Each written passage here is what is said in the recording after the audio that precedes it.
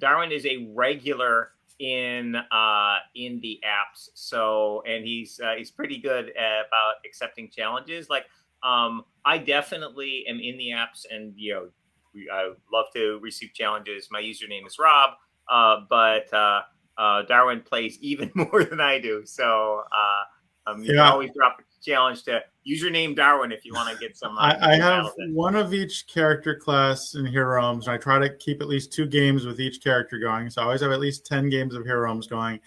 And Star Realms, pretty much anytime it's not my move in a 48-hour game, I just start another one. Yeah. And I get challenges from random people pretty much every day, and I try and play them all as fast as I can. So I clear out my queue a couple times a day. So yeah, I play a ton. I must have at least 20 or 30 games of Star Realms going at any given time. Yeah, and speaking of Star Realms and Hero Realms, we have Legend Series events coming up at PAX East, and when these events are awesome because if you win the tournament, you actually get to become a card in the game. So and when you do that, so basically you play in the tournament, we've got like prizes for people who do well in the tournaments, awesome play mats for the top 8, and the community is just a ton of fun. Everybody is super nice at these events, and we've got a phenomenal community on Board Game Geek and the Facebook fan pages, etc. These tournaments are a great place for people to get together and hang out. But if you win the tournament, you get to become a card in the game. And you actually work with Darwin. Darwin is, among other things, our lead art director. So basically, whenever we need a piece of artwork in the games, and when we make card games, we need a lot of art. Darwin is sort of deciding what the overall look of the card's going to be, and working with artists, giving them an art brief, working with the artists back and forth. And so with the Legends, we have a process where you take pictures of yourself with certain lighting, etc., that you send in to Darwin. Darwin works with the artist to make the card in your likeness, and then eventually those cards get worked into the game, and of course physical printing, and then of course eventually into the digital app as well. So that's I think that's the neatest prize possible for a tournament. So while I do the lead design on the cards that end up being made into Legends cards, I'll typically reach out to the winner to find out what their favorite factions are. And if it's Hero Realms, do they want to be like an elf or an orc or a human, that type of thing? And if it's Star Realms, we find out what faction they prefer, and I'll like try and get an idea of what mechanics they like. So the card, you're more involved in the process than just having your face in the art. Although obviously being in the art is a really big deal, and we provide the artist with photographs of you and tell them to portray you in your best possible light. Or if you want to be a little bit a little blobby, we could also portray in your worst possible light if you want. Yes, I don't have too many Legends winners request to be portrayed as blobs, but I'm sure we could work on that if that was important. Oh yeah. I just want to take this opportunity to plug the fact that I stream Star Realms every Saturday at 11 a.m. because we were talking about how awesome the community is. And I get a reminder of that every Saturday because I've got a big crew of people who show up at 11 a.m. Eastern time on our Twitch channel. And I play Star Realms. You challenge me. If you beat me, you get 100 credits. And got lots of cool people in the chat talking up and making jokes, recently talking about cheese fondue a lot, just generally having a good time, and usually at least a couple people beat me each week. So we give out at least a couple hundred credits every Saturday. So anyone who hasn't already tried it, give it a try. Come join us on Twitch at 11 a.m. Eastern time. Yeah, and we also stream Hero Realms Wednesday night at 7 p.m. I'm there every other week. Darwin's there every other week. But yeah, it's a great opportunity to just play some games, hang out with us in chat. You can ask like any questions you want on the on the comments while we're playing, and I don't know about you, Darwin, but I often get like focused on my game and like have to remember to go over and look at the comments. So I actually have the opposite problem. Get so busy like talking about answering the questions in the chat and talking about random design thoughts I have. Like I'll make a play, I'll be like, well, when I designed this card, I kind of was thinking this and stuff. And then like I'll end up losing the game because I wasn't paying enough attention to the game. So I actually have the opposite problem of you because like, I'm here to entertain, Rob, not just to beat people down. Oh, man. Is that what we're supposed to be doing? Maybe that's why I have such a big following on Saturdays, Rob. Yeah. Okay. That's fair. Bill, I mean, I just need to concentrate to have a chance. So yeah. Yes, I'm able to multitask in that way. I'm pretty good at giving the beat down, even with only half my attention. So in the Star Realms app, we're going to actually been having some downtime Thursday, 11 p.m. to midnight. So just scheduled maintenance. So the app won't be live during that brief window, but we should be coming right back up afterwards. So if you come on the app and it's not working, it's just that main.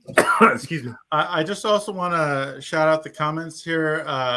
Agent C13, I can attest he has beaten me at Hero Realms many times. He's a tough opponent. I got him. I believe I got a beat down recently from. I also want to give a shout out to Darwin Kastle, who last Wednesday won 3 Star Realms in-app tournaments back to back to back. So wow, nice job, Daryl. So speaking of the Star Realms tournaments, I really enjoy playing in the Saturday weekly championship. Lots of really great players there. Throw that comment back up. Sorry, I missed that one. Speaking of Saturday tournaments, my favorite tournament is the one at 8 a.m. on Saturdays. Is Cosmic Chaos, where it uses every single card in the trade deck. But recently, we've been falling just short of 16 players. So this is me putting it out there. I'd love to have a few more players show up for our 8 a.m. Eastern time tournament on Saturdays. Nice. Yeah, so if you're in Europe or Australia, those are much friendlier times for you. Okay, so we got a question about Sorcerer Endgame, Hero Realms Dungeons, Star Realms command decks. Sorcerer Endbringer is we are currently in the process of doing edits based on backer feedback. We got a lot of great feedback from people who from both our internal playtesters, but also a ton of feedback from backers who've been playing on Tabletop Simulator. We put all the content up on Tabletop Simulator, and people have been kicking the tires. We've got lots of great feedback, so we're doing edits on that, and basically getting all those applied and ready to submit files to the printer. Hero Realms Dungeons, tentatively going to be, we pushed the Kickstarter back to this summer. Main reason for that is we are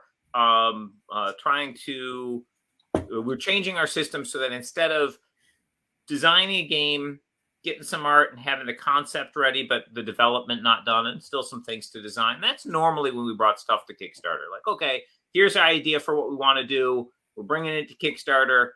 People like it, back it, and then we continue working on it. Then and then get it, then send it to the printer, etc. And that's really cool because we get a lot of feedback from the community, and we're able to sort of tweak the game based on backer feedback, etc. However, we tend to be perfectionists and really want to, get things right, and we will redesign and redesign if necessary to get the play exactly where we want it to be. So it's a little, we can't say for sure exactly how long that process will take. So, we have our estimated dates, and sometimes we're good on those, but other times we redesign, add content, make it more and more awesome, but it pushes ends up pushing the date back. That in combination with the recent craziness with COVID, where we don't know how long the factories will take on things, we don't know how long shipping will take, we don't know how long the ports will take, has really stretched things out. So we wanted to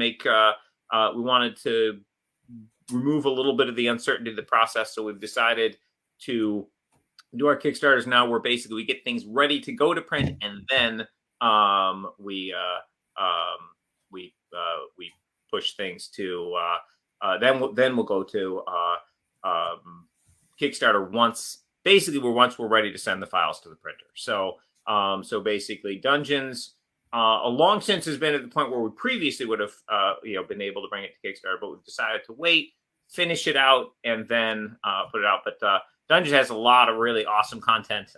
Darwin and I have been having a ton of fun playing with the Dungeons deck, playing with the new characters, etc. So I think you guys are gonna love that set. It is super, super cool. I agree. Also, I see someone asks in the comments about the Black Dragon promo for Epic Card Game. So we haven't made that card yet, but the plan is to make add that promo card to the queue of things to do and release it at a convention, sometime over the next year. And then the next thing that would happen after that presumably would be adding it to the digital game. Yeah, hope that answers the question. Yeah. So basically, we'll have the physical card, probably at the summer conventions. And as Darwin said, we are continuously adding sets of Epic to the digital app over time, and we'll just work the dragon in one of those sets. We'll probably, for those of you who can't make it to conventions, it's very likely we'll put that card up on the Board Game Geek store, so that people can, people who can't make it to the show can still get it, they order it. But if you're at the show, hey, come by the booth, you'll get it for free. So yeah, we love having some cool giveaways at the booth.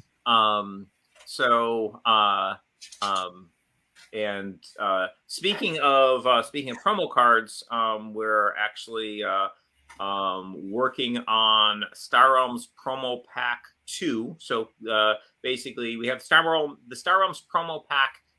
Star Realms Promo Pack 1 is a great set of cards for Star Realms. It includes some really powerful cards like the Ark,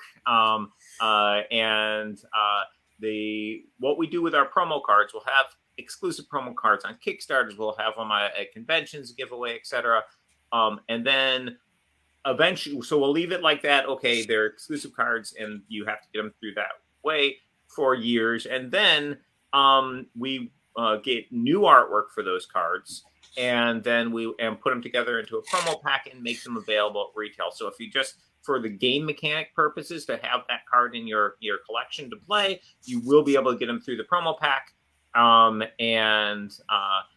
they'll have different artworks from the original. So if you have the original you got through a Kickstarter or from a convention, it's still special and cool because it's got that original artwork. But you don't have to worry about missing out on a card. Eventually, those cards will come in the form of a promo pack, and we're taking a bunch of promos from back in the day and making them available in Star Realms Promo Pack 2. I believe we have about 20 cards selected out for that one, and of course there'll be a Star Realms Promo Pack 3, and we're going to be working on a Hero Realms Promo Pack 1 pretty soon. So basically, those cool old cards that if you missed out on them, you'll be able to see them in stores in those promo pack forms. So Darwin, we actually met like what year was it? So I don't like to think that many years in the past. I know lots of people who weren't alive back when you and I met, but we actually met in Philadelphia, which was really interesting because we both lived in the Boston area at the time. You actually owned a game store in Cambridge, and I lived actually in Boston. But I was at a Magic U.S. Nationals tournament for Magic the Gathering in Philadelphia, and you were just tearing it up with a really innovative deck. And a good mutual friend of ours, Dave Humphreys, introduced us because I was like, "Who is this guy who's crushing everyone with that really cool deck?" And he introduced me. And at the time, I was looking to meet more top players in the area to work with, and conveniently, you lived near me, so that was the where it all started. Yeah, so Darwin and I both loved playing Magic the Gathering. And that particular tournament was back in the super early days. I heard that I had picked up Magic. I had been at the Gen Con where Magic was released, but I didn't pick it up. I heard about it and I was like, oh, that sounds like a scam. Like you get game pieces by buying them separately and bring them together. It sounds like whoever spends more money wins. That seems like the dumbest thing ever. So I wasn't interested at all. But I had a friend who, reviewed games, and I respected their opinion, and they told me, "Hey, you gotta try this game." And I was like, "No, that sounds terrible." And they're like, "No, try the game." So I went out and I bought like a starter deck and a couple packs, and another friend of mine decided to do the same thing, and we're like, oh, we'll just get this much and play together so we can try the game without like any kind of like escalation.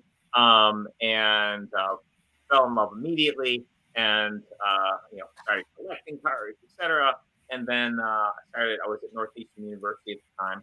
I started playing at tournaments that were there's a game group at MIT, which was a nice walk away from where I was at school, and I would go there and I would play Magic with their groups, and they started running tournaments, and I played in a ton of those, and like I won every single tournament I played in there. And then they started having divisions where I was like, oh, you can play with all common cards or with rare cards. I started playing with it in the common tournaments, and then I challenged the winner of the other one afterwards, and it had a ton of fun with that.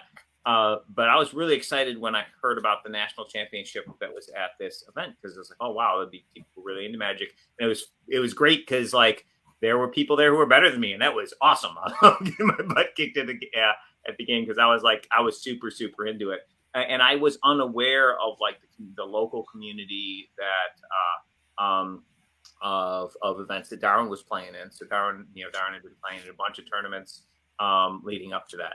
So when the Magic Pro Tour started, I was sponsored by a store in Hudson, Massachusetts, which had a bunch of top players. Like the guy who won the first Pro Tour played at that store. A couple guys who made top 8 at the first Pro Tour were sponsored by that store. Like Massachusetts was a real force in the first Pro Tour. And after things got going and I was top 8ing a couple Pro Tours, Rob and I were becoming pretty good friends, and we were preparing for Pro Tours together. I said, hey, you have a store. Like, why don't you sponsor me instead? So instead of being one of many people sponsored by this store in Hudson, Massachusetts, I could be sponsored by you, and our friend Dave Humphreys could too. And it was very exciting when you decide to take the plunge, and your Move Games started sponsoring its own Magic team, and I was one of the founding members.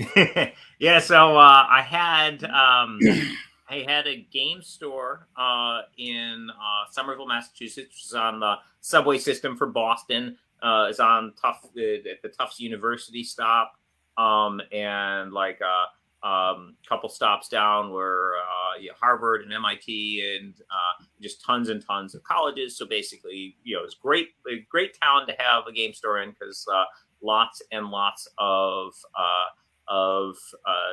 gamers, and we had tons and tons of really smart people in the area. So I had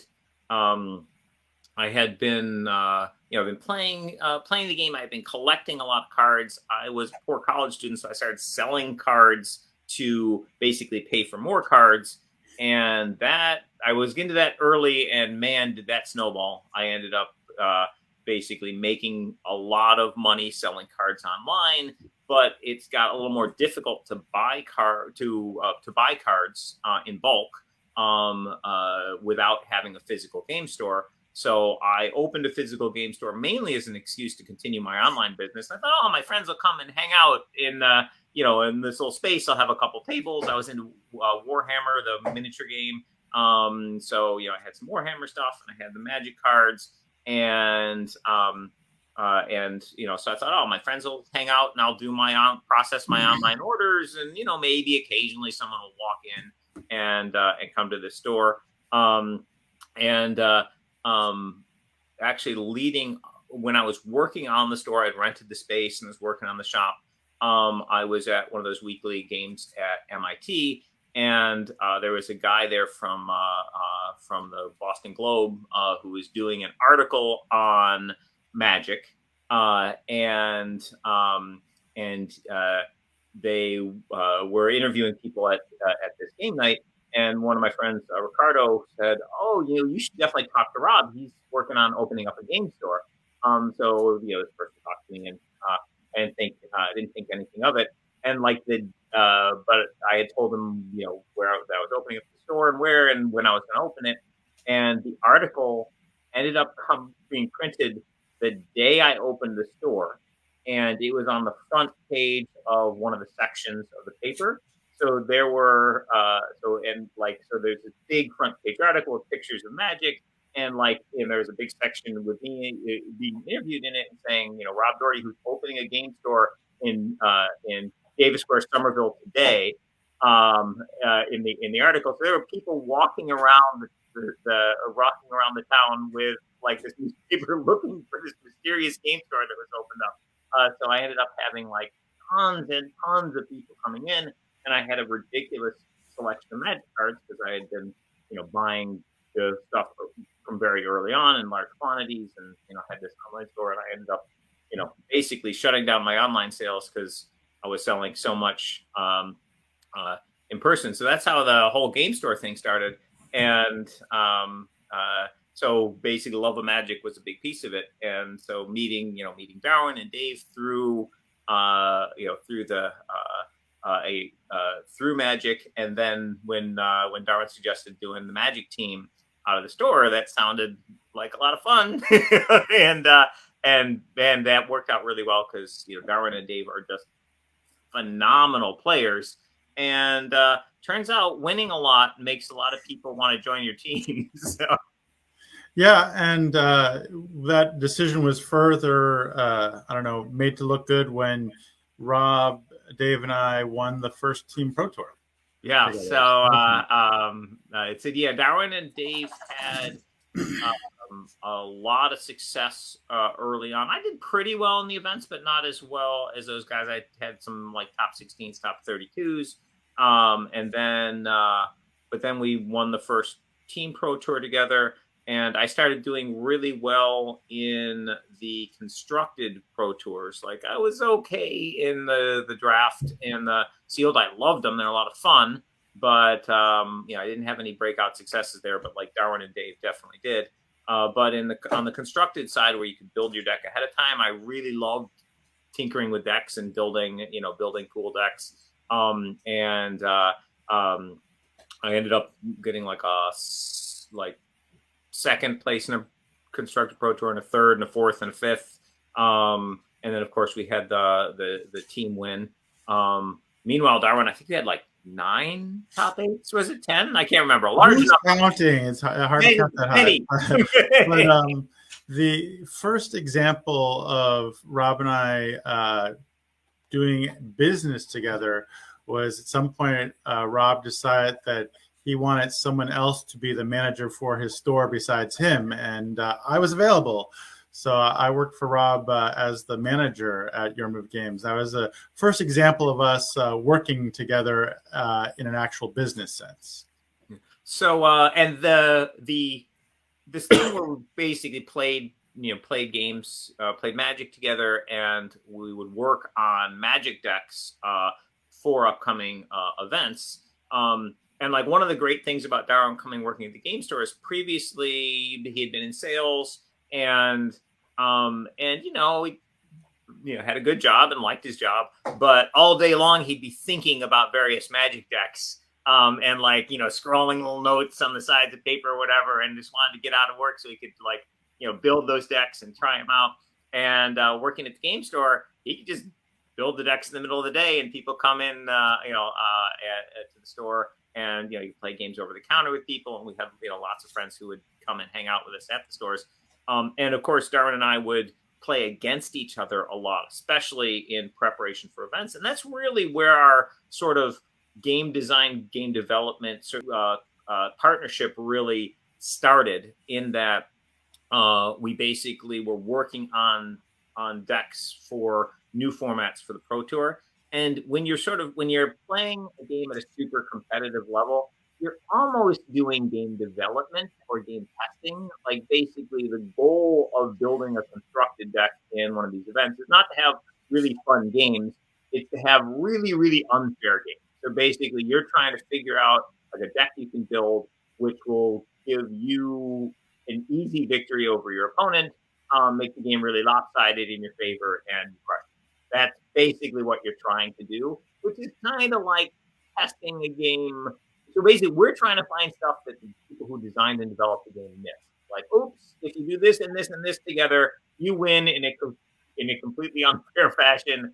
Great for you as a player who's trying to win games, terrible for gameplay, but that's sort of the thing we're trying to do. And so basically we would work on decks back and forth and get really good at rapidly figuring out, okay, this is good, this isn't, this is working, that's not. And that process was honed over years and years and years of playing these, working on decks for professional events and playing them. And so when we started working on games, our own games that we were making for fun, we could look at them from the super competitive angle and try and make those unfun, unfair things happen so that we could win games versus each other, because we're super competitive and then we like to beat each other down. And then we would then fix those things so that they would basically remove them from the game. So that made developing games sort of a natural thing for us, where basically we could balance them to be playable at a very high level without breaking down. Because if there were any holes that we could find, and exploit in the games, we would do that and use them against each other to win a bunch of games in our testing sessions. And then we go, okay, how do we fix this particular problem? It's clearly, that's not fun, or that's breaking the game. Yeah, when you are working on decks in Magic, your goal is to find things that break the game, which is really more terminology that seems almost more relevant to developing a game.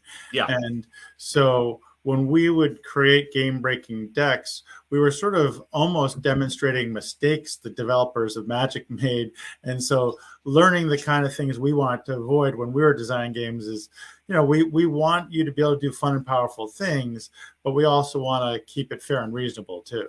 Yeah. I mean, basically, that's the thing. Like, basically, is the thing you're doing fun, both for you and for your opponent? Now, obviously, if you're losing a game, it's harder to have fun in a competitive game. But basically, if you can do cool things and they can respond in various ways, so you have a sort of a back and forth and ebb and flow. What you want to avoid is non-interactive, easy victories. Those aren't fun for they're not fun for the person who's losing, because they can't do anything about it, and they're not particularly satisfying for the person who's winning, there's that brief satisfaction of, oh, cool, I figured out a way to do something, awesome and powerful. But after a while, if it's just like, do A, do B, you win, that's not very, not very fun or challenging. Yeah, So I've lost track of the number of Star Realms games where, in the end, I ended up losing. But I was like, wow, while I hate that I lost that game, it was so fun and exciting and so close that, like, I still really had an awesome time, even though I lost. And that's really I mean, we don't want you to lose every time, but we want the experience to be that exciting and that fun, whether you win or lose. yeah, yeah, indeed. All right, I'm gonna grab a couple comments here. Is there a date for the third part of the Sandar campaign in Hero Realms? We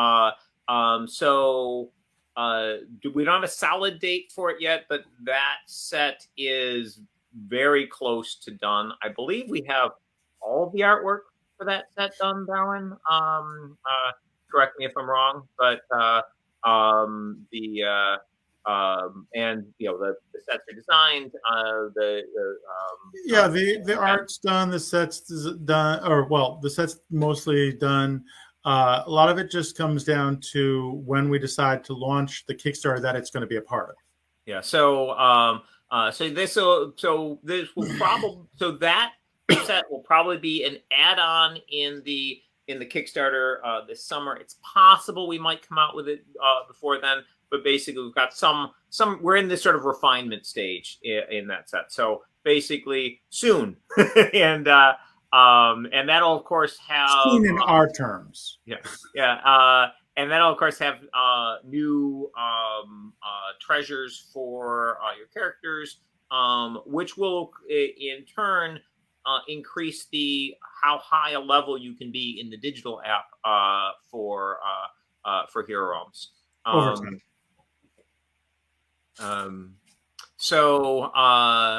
We have trying to have a little bit of difficulty with my comment scrolling here. Sorry. Deb's going to grab some comments for me. Nova collection. So yeah, we're in the everything for the Nova collection is done, and with the printer, we are in the process of trying to get a date from the printer. So basically, the printers book time on their machines. We're sort of wrestling with the printer right now, trying to get our printing started. So all the cards, the boxes, etc., all the files are in the printer, and I'm basically on email with the printer on a daily basis. We should have an answer very soon on the start date for that. Now, that printing is going to take a while because of the drawing process for the foil cards. Quality with the Deluxe Nova is paramount, and we don't want them to rush the process. So I want to get it started, but I don't want them to rush through. So I'll have a time as soon as I have a time. I'll be posting an update. Let's see. So do we still find Magic the Gathering something to go back to and enjoy? Games like Epic, Arkham Horror, LCG, and other different games are why I love modern day card games. So I don't know about Darwin, but I basically every once in a while I go back into Magic.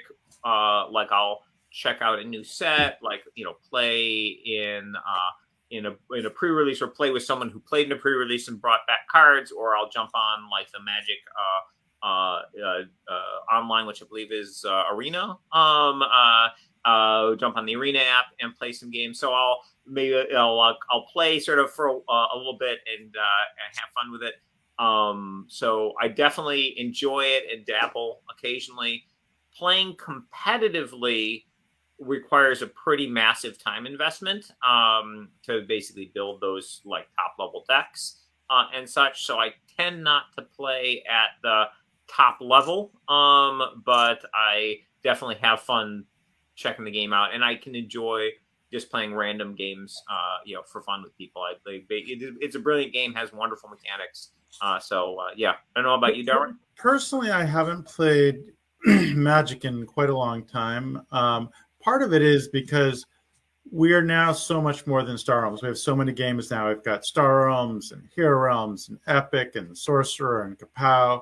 Uh, and for the deeper strategy games, I like to really dive in and be one of the top players. Like when I played Magic the Gathering, I was striving to be at the time the Tiger Woods of Magic Gathering, and that required me to play every single day and a lot. Like you just can't dabble to play at that level.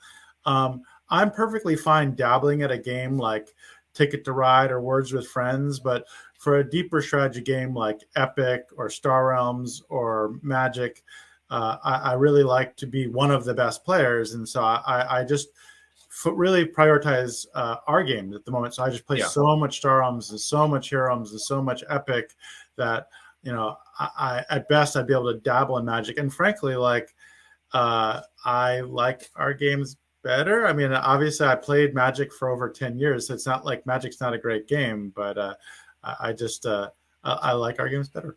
Yeah. Just a quick answer to this question on the foil shop. I'll talk to the digital team about it. The idea with the foil shop is they're supposed to cards are supposed to rotate into the foil shop in Star Realms. Basically, if we introduced a card, I can't remember the time period, but let's say a year ago, okay, this is something you can win. A year later, it comes into the foil shop, and basically stuff it rotates into the shop, into your personal view of the shop, each day. So, like this old card is here now, or that old card. But basically, cards should be being added to the foil shop at the same rate that they are released. It's just with a time delay.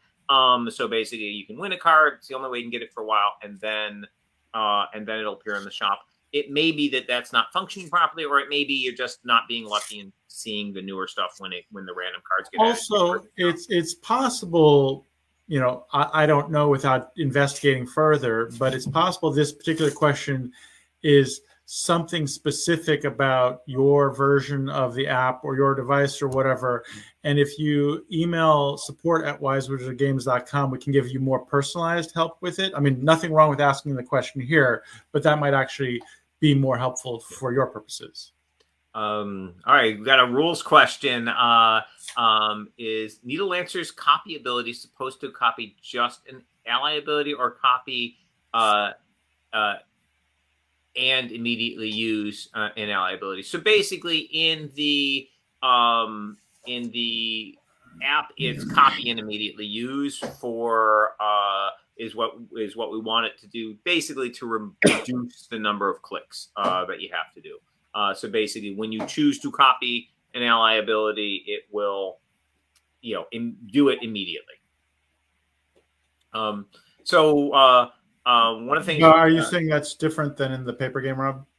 Well, in the paper game, when you trigger an ally ability, you can use it whenever whenever you want.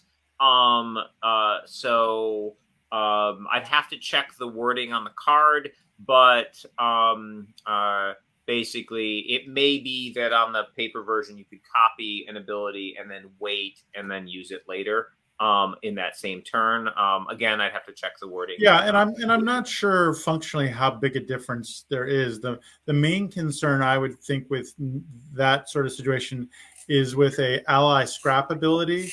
So would you be able to copy a card that has an ally scrap ability that then scraps and it's no longer around? Yeah, so basically once I have to check the timing rules, but for playing over the kitchen table or whatever, it'd be fine to say, all right, I'm copying this ability, this ally ability here, and then, use it later, in the turn.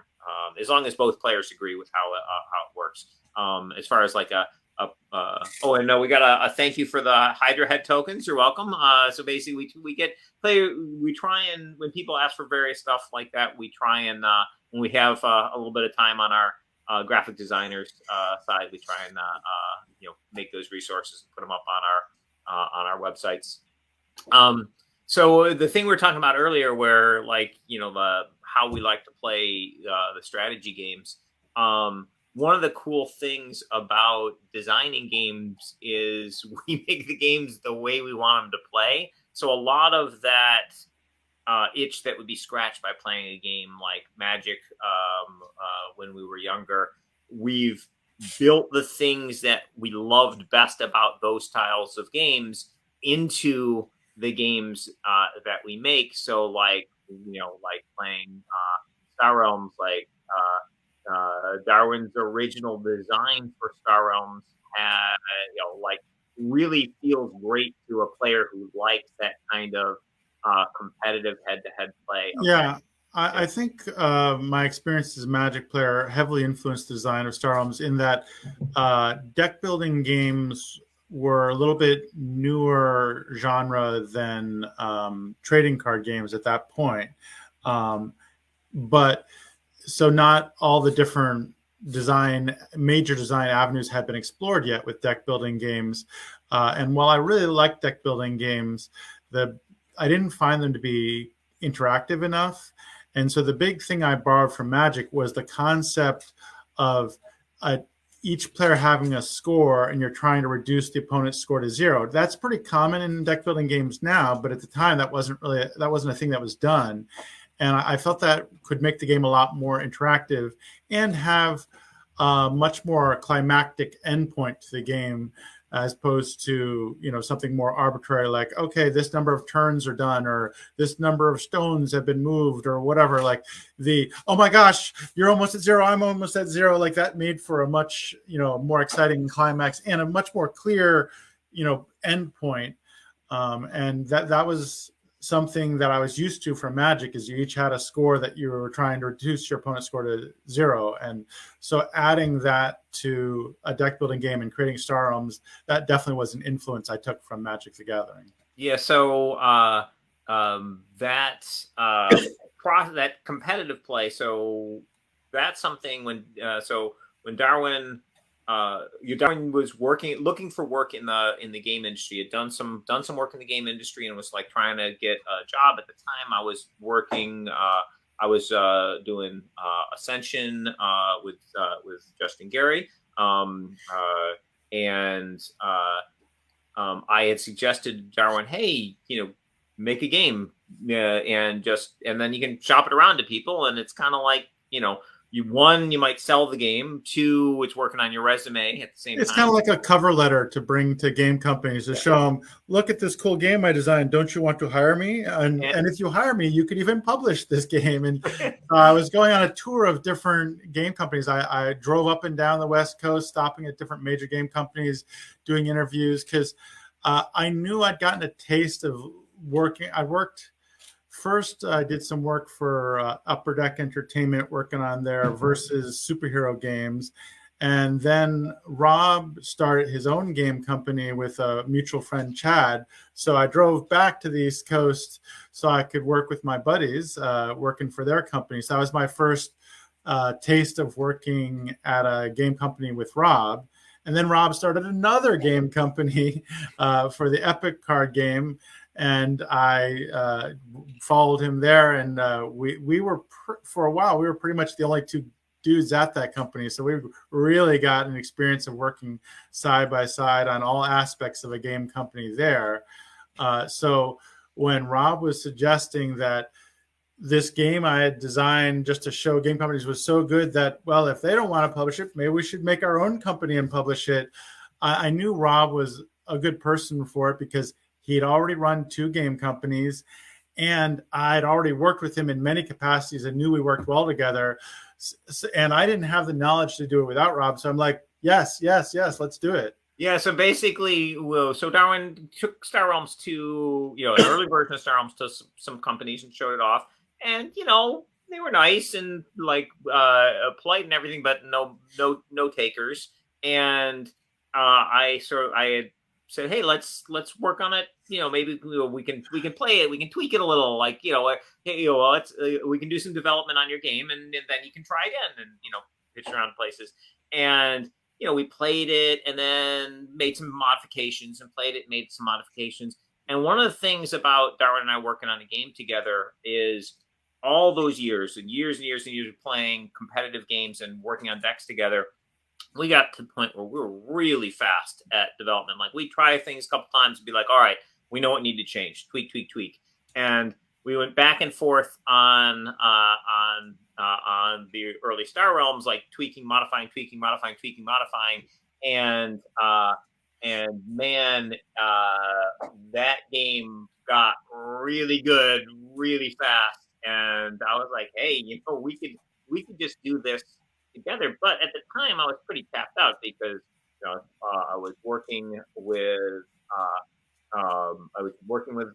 Ascension, and I had heavy investment, financial investment into that company, and my sort of side job of running events for I had run events for Wizards of the Coast, running Magic tournaments and such, and that they were sort of changing the structure on how events work. So I had less work in that area and multiple kids and et cetera, in a house and a mortgage.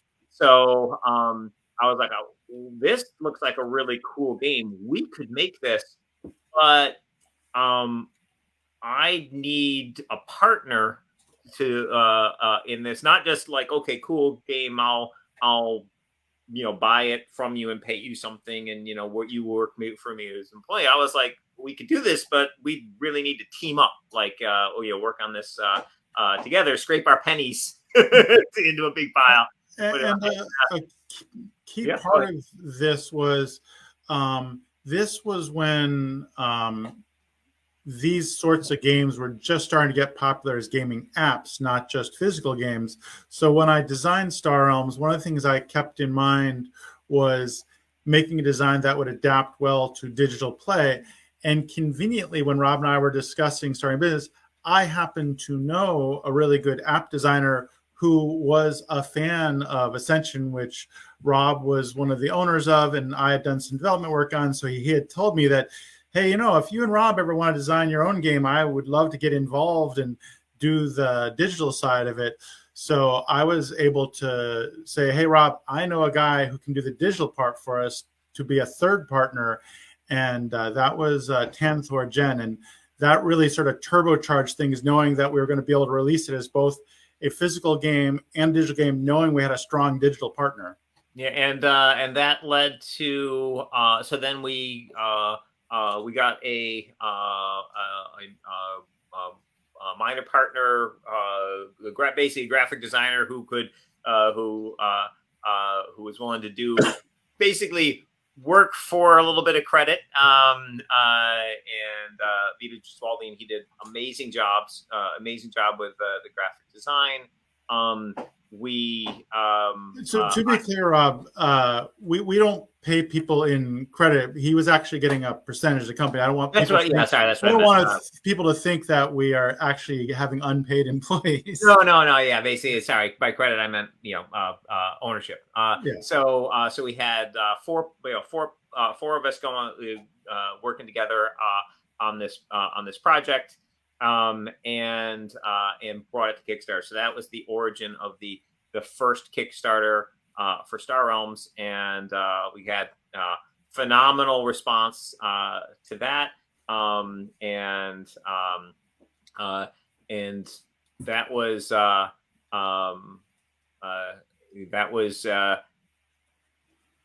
huge success from our perspective at the time, but obviously much smaller than the stuff we've done since then. But when the game came out, we could not print it fast enough to get it into people's hands. So that was a wonderful experience. And basically, we do the same kind of development stuff on Hero Realms and Epic and all the games we make. That sort of super rapid fire development where we're tweaking the game super quickly as we're going. So we often had like play testers, which we'd give copies of the game to, and they'd play and give us feedback. But by the time the feedback got into us, we'd iterated the game so many times, like, oh yeah, none of this is actually relevant anymore. But yeah, Darwin and I working on a game together is a lot of fun, and just a very super fast Well, I development just want process. to quick answer one of the questions here in Absolutely. the comments. Andrew asked if we have any plans to introduce an undo button for Star Realms. And I'm going to answer just because I happen to actually know the answer. So when we first made the first couple versions of the Star Realms Digital, it didn't occur to us to make an undo button, or we discussed it and said, nah, we don't need that. And it seemed fine. It was popular.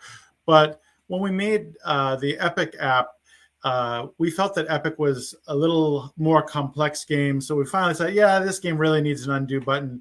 And it worked really well. And I was real happy with it. So then when we decided to make Hero Realms, which has a lot of similarities to Star Realms, we're like, well, now that we know how to put an undo button in a game, let's try it in Hero Realms too. And sure enough, it's been really great in the Hero Realms app. So now I'm like, wow, so awesome. I never thought I'd need it, but now I kind of want one in Star Realms now that I'm used to one in Hero Realms. So I talked to the digital team about it. And apparently it's one of those things that it's not just something you can slap on to the code. Like, it needs to be baked into the core of the code. So if there's a point when we completely rebuild Star Realms, because we've done it once, so it's not that there's no chance we'll ever rebuild the code for Star Realms. If we do that, sure, we'll put an undo button in, but that's not imminent. That's not going to happen anytime soon. So plan on there not being an undo button in Star Realms anytime soon. And if you really need your undo fix, try Hero Realms or Epic, because they're there and it works great. And I feel you at this. While I'm used to there not being an undo button in Star Realms, if we rebuild it, we 100%. Yeah, it's a feature that we love that we've added to Hero Realms that we love, but as Darwin said, it was baked in from the beginning of the Hero Realms app. It's easy for us to add, easy for us to put in when we were starting from scratch, but basically it would require a complete teardown and rebuild of the infrastructure of Star Realms Digital to put it in. So it's going to be part if and when we do a full new build, then the undo button will be a part of it. But yeah, unfortunately, it's going to be a little bit on that one. But yeah, Darwin and I would love it too. And that's one of the things that drives our digital apps are, what do we love? What do what play are we enjoying, and how do we make it better? So I see Brain Games has been commenting on some of the many games that I've worked on, and including the fact that I was the original game designer for Tic-Tac-Toe. And I'm really frustrated that I haven't gotten any of my royalties for that yet. And also points out I was an original beta tester for Hide and Seek. And I'm glad someone noticed, because I never seem to get any credit for that.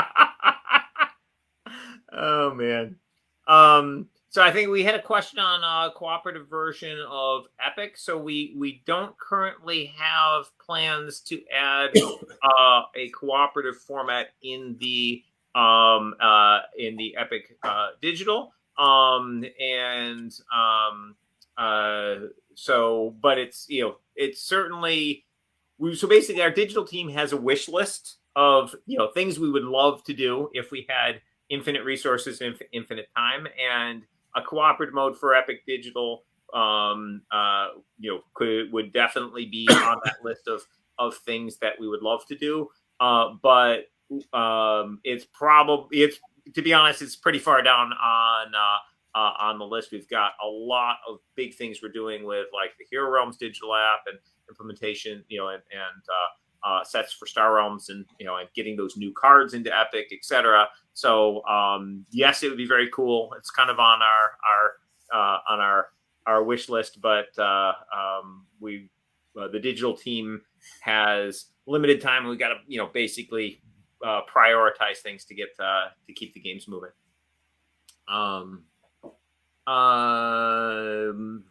Melvin's staff.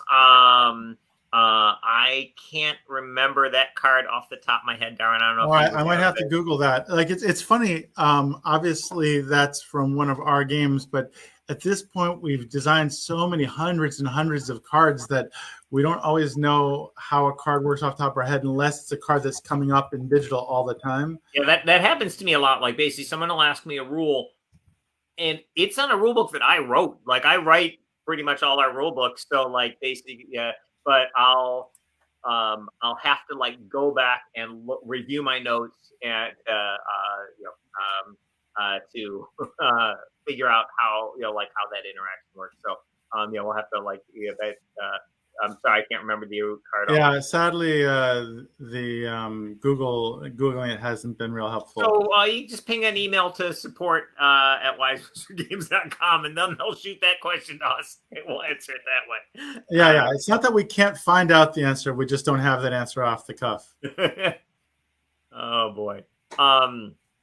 So that the Malvin staff is from the campaign. Yeah. And the lead designer on the campaign is a fellow named Danny Mandel from Super Awesome Games.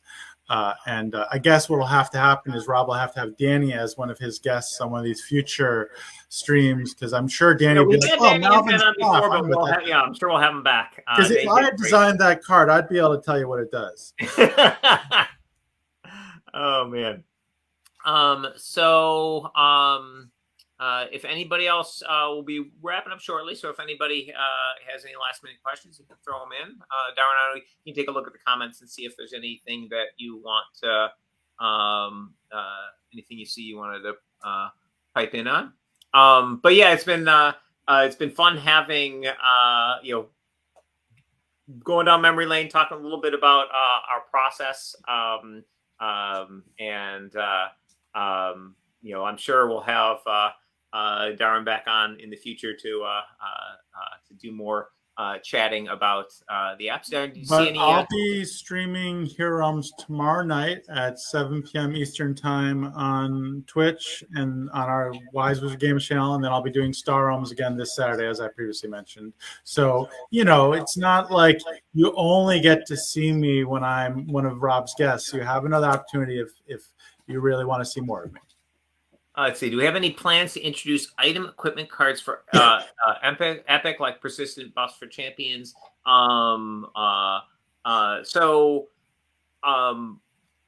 This is actually a category of thing that we've thought about for for Epic.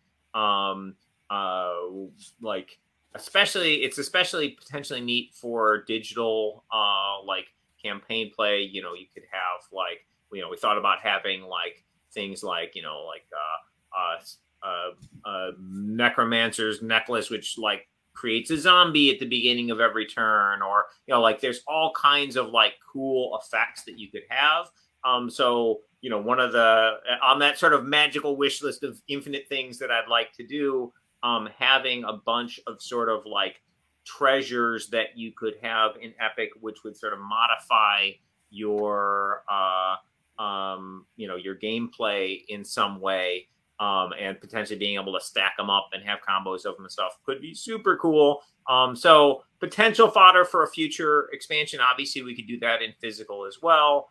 But no immediate plans, but it's something that I've put thought into and I think is a really interesting